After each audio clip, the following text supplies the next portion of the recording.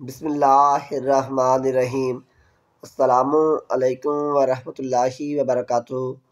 नाजरीन, मेरे YouTube channel पर खुश आमदीद। अगर आपने अभी तक मेरे यूट्यूब चैनल को सब्सक्राइब नहीं किया तो बराए मेहरबानी से सब्सक्राइब कर दें और बेल के बटन को प्रेस कर दें ताकि आपको हर जो वीडियो वो मिल सके। जज़ाकल्लाह। अच्छा, आज बात शुरू करूँगा मैं बानो कुर्सिया के एक कॉल से कह लें या एक कही उनकी लिखी हुई कही हुई बात से। उस बात से मेरे ख्याल से मेरे जैसे बहुत से लोग इत्तेफाक करते होंगे, क्योंकि मैंने इससे रिलेटेड कुछ केसेस देखे भी हैं और मुझे लगता है कि वाकई ऐसा है। और ऐसा होने के पीछे वजूहात भी हैं, सिर्फ ये एक बात ही नहीं होगी बल्कि इसके पीछे वजूहात भी हैं। वो वजूहात भी हम किसी वक्त उस पर करेंगे बात इंशाल्लाह। तो बानो कुर्सिया कहती हैं कि औरत की मोहब्बत से नहीं बल्कि उसकी नफरत से डरो। ये बात तो छोटी सी, लेकिन इस पे बड़ा थोड़ा सोचिएगा तो आपको समझ आ जाएगी। वो कहती हैं औरत की मोहब्बत से नहीं बल्कि इसकी नफरत से डरो, क्योंकि जब उसके दिल में किसी के लिए नफरत पैदा हो जाती है तो उसे दी हुई दुआएं भी वापस ले लेती है। वो कहती हैं कि जब उस औरत के दिल में किसी शख्स के लिए नफरत पैदा हो जाए तो उस शख्स को दी हुई दुआएं भी वापस ले लेती है। फिर वो कहती हैं कि और ये वाकई सच वाक़या है, जिनके वो आगे उसी में लिखती हैं, और ये वाकई ही सच बात है। मैंने कई ऐसी औरतों को देखा है। और वो कहती हैं कि मैंने कई ऐसी औरतों को देखा है जो कि बड़ी हंसी खुशी जी रही थी, लेकिन मैंने उनको वहीं से पत्थर होते देखा है। और कहती है जब इनका ज़ब्त टूट जाता है तो फिर उनके सामने वो शख्स कट के मर भी जाए तो एक आंसू तक नहीं बहाती। लेकिन जिस शख्स के से औरत को नफरत हो जाए तो फिर आप चाहे जो मर्जी कर ले, फिर ये सवाल ही पैदा नहीं होता कि अगर उसको एक दफ़ा उससे नफरत हो गई है तो वो शख्स उसके दिल में वापस वही मुकाम वही जगह बना सके। इस तरह के केसेस आपने भी ज़रूर देखे होंगे और मुझे भी इस तरह केसेस का पता है कि जब ऐसा हो जाए तो फिर चाहे जो भी हो जाए वो अपने फ़राइज़ ज़िम्मेदारियाँ सारी पूरी करेगी, लेकिन उसके दिल में वो शख्स कभी भी जगह नहीं बना सकता जिसके दिल में उसके लिए नफरत पैदा हो जाए। उसकी बहुत सारी वजूहात हो सकती हैं। खैर, एक इसके बाद एक आपके एक और वाक़या है कि एक दिन बीवी अच्छे मूड में थी तो बातें कर रही थी। तो मूड अच्छे से मरा ये कि वो मजाक के मूड में थी, या कह लें कि वो उस दिन की तबीयत गुस्से वाली नहीं थी। तो वो ऐसी बातों बातों में पूछती है कि क्या आपको पहले कभी किसी से मोहब्बत हुई? तो मैंने कह दिया नहीं। तो फिर वो कहती है कि मैं अभी की बात नहीं कर रही, मैं पहले की बात कर रही हूँ, जब आप जवान थे, जब अब लड़कपन की एज में आ रहे थे बचपन से, तो तब कोई आपको हुई हो? मैंने कहा नहीं, ऐसा कुछ भी नहीं है। तो फिर थोड़ी देर खामोश रही और फिर बोली कि आप दिखने में अच्छे लगते हैं, लिखते भी अच्छा है, बोलते भी अच्छा है, ऐसे कैसे हो सकता है कि आपकी लाइफ में कोई आई ना हो और या आपको किसी से कोई इश्क मोहब्बत ना हुआ हो? तो मैंने फिर से जवाब दिया कि ऐसा नहीं है। तो फिर वो थोड़ा सा उसने गुस्सा किया और कहने लगी कि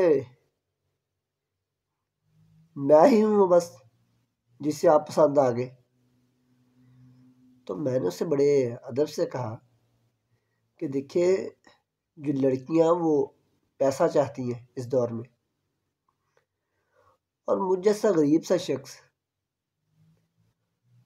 और गरीब भी, और ये कि मैं नहीं चाहता कि मैं किसी और के ऊपर पैसा खर्च करूं, इसलिए मैंने कोई ऐसी चीज़ें की नहीं है।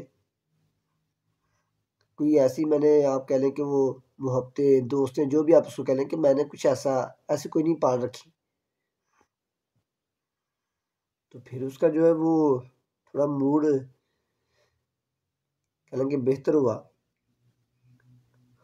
और फिर थोड़ी थोड़ी देर बाद फिर बोली और कहने लगी कि नहीं, सोचे ज़रा, कोई तो होगी, अब इतने भी आप मासूम नहीं है कि कोई हो ही ना, कोई तो होगी जो आपकी लाइफ में पहले कोई होगी, बताएं ज़रा आज मुझे कौन थी वो। तो मैंने उससे फिर वही कहा कि नहीं, ऐसा कुछ भी नहीं है, मैं फिल्में देखता नहीं हूँ, ना मुझे वो फिल्मों के एक्टर्स पसंद है, ना मैं, ऐसा कोई चक्कर है, तो मुझे तो वो नहीं पसंद, ऐसा कोई भी नहीं है। तो फिर मैंने उन्हें कहा कि हाँ, एक मुझे याद आई कि बचपन में ना डिंटोनिक की मशहूरी जो लड़की देती थी, वो लड़की मुझे बड़ी अच्छी लगती थी, लेकिन वो उसके बाद मुझे कभी नज़र ही नहीं आई। साथ मैंने वजाहत भी की कि उस समय मैं 6-7 साल का था जब वो पीटीवी पे मशहूरी आती थी डिंटोनिक की, तो वो लड़की मुझे बड़ी अच्छी लगती थी। तो उसके अंदर से अचानक फिर औरत निकली बाहर, या आप कह लें कि उसके अंदर से औरत जागी, और उसका जो पारा है वो बिल्कुल, आप कह लें ना, टॉप पर, हाई डिग्री पे चला गया।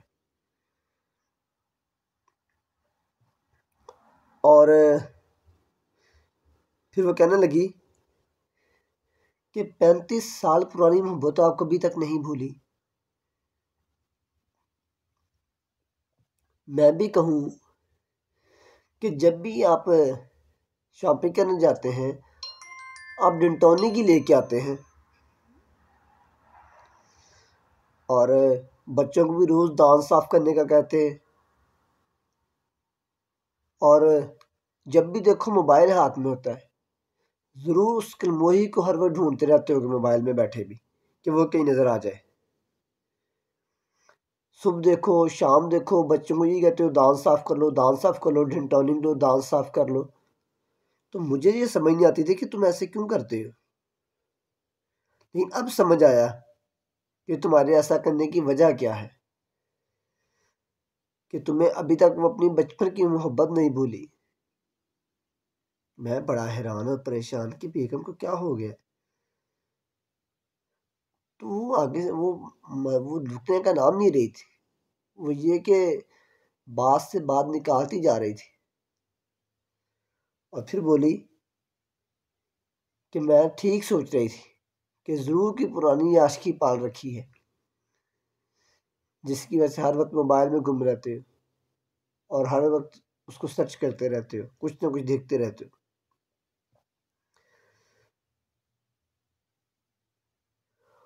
और वो अच्छा खासा फिर उसने गुस्सा किया इस बात पर, और साथ ही कहने लगी मुझे अब आपके साथ नहीं रहना,